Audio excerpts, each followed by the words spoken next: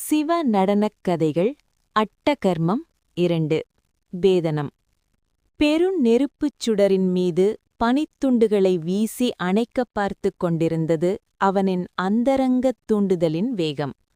அவனது மனம் நெருப்பிற்கு பனித்துண்டுகளால் சூடு போடுவதாக எண்ணிக்கொண்டிருந்தது. எச்சத்தை எதிர்பார்த்தவனுக்கு மிச்சமாய் கிடைத்தது அவனது தியானத் தொடக்கத்தின் நுனியும் ஒரு இருட்டறைப் புள்ளியாய் மட்டுமே. இடது கலையில் அவனை இருத்தி இழுத்துப் பார்த்துக் கொண்டிருந்தது அவன் ஆன்ம வேகம்.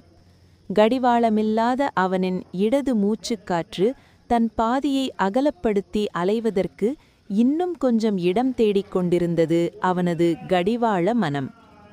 அவனது குளிர்ந்த மூச்சுக்காற்று உள் இறங்கித் தொட்டதும் மரத்தின் அடிவேரில் தொங்கிக் கொண்டிருந்த பச்சை நாகம் அந்த இனிய குளிரில் கிறங்கிச் சிலிர்த்தது. அந்தச் சின்ன உலுப்பலின் சக்தி மரத்தைத் தொட்டவுடனே அவனின் முதல் சினுங்கல் ஓசை தொடங்கியது. அந்த முதல் ஓசையின் சினுங்கலே அவனை மயக்கத்திற்கு இழுத்துச் சென்றது. இது கார்ச்சலங்கை ஓசை, மிக மிக அருகில்.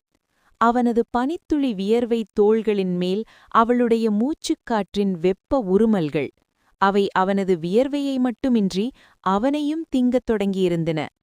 அவளது இடக்கால் கொலுசு அவனின் இடக்கால் மீது படர்ந்து வரும் ஓசை அவளின் கொலுசு மணிகளில் தெரிந்தது. இச்சைக்கு ஆரம்பமாய் அவன் உடலும் இசைய ஆரம்பித்திருப்பதை அவனுடைய மூச்சுக்காற்று வெப்பமாய் உணர்த்தியது. வழக்கத்திற்கு மாறான இரவல்ல என்றாலும் அவனது உடல் குளிர்ந்த பின்னும் அவன் மனம் மட்டும் குளிரவில்லை. இரவு விடியலாகிக் கொண்டிருந்தது கொஞ்சம் புரிந்தது. இடதுபுறத்தில் அவளின் ஆழமான தூக்கம் எனக்கு ஏன் தூக்கமில்லை என்ற கேள்வியை எழுப்பியது.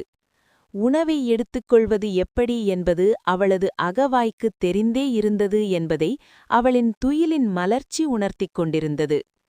அவளது அறிமுகத்தில் என் பெயர் மாயா என்ற போது புரியாதது இப்போது புரிவது போல் இருந்தது. இது அந்தரச் சலங்கை. பத்மாசனமிட்டு அமர்ந்தபோது இருந்த உத்வேகம் அவனின் உள்பயணத்தின் தொடக்கத்திலேயே சரியத் தொடங்கியிருந்தது. நினைவலைகளின் சகல பக்கங்களிலும் அவளின் கொஞ்சல், அம்மாவின் கெஞ்சல், நண்பர்களின் தூண்டுதல், அவனின் ஆசைகள், இயலாமைகள், எதிராளிகளின் புகழ்ச்சிகளும் இகழ்ச்சிகளும் இலக்கற்ற நிராசைகளும் நிரம்பி வழிந்து பாதையை மறைத்து குறுக்கு ஓட்டம் நடத்திக் கொண்டிருந்தன. புறத்திலே கோபத்தையும் இயலாமையையும் வெளிப்படுத்தும் அவனால் இப்போது பார்த்து கொண்டு மட்டுமே இருக்க முடிந்தது. தவ்விக் குதித்து ஓட இது என்ன தடை ஓட்டமா என்று மனம் முதன்முதலில் புன்னகையுடன் சிரிக்கத் தொடங்கியிருந்தது. என் பெயர் மாயா என்று அவள் சிரித்தது ஏன் என்று முற்றிலும் புரியத் தொடங்கியிருந்தது. எல்லாமே நான்தான் என்று அவன் உள்முகவாசல் தொடக்கத்தில் நின்று அவள் சிரித்துக் கொண்டிருந்தாள்.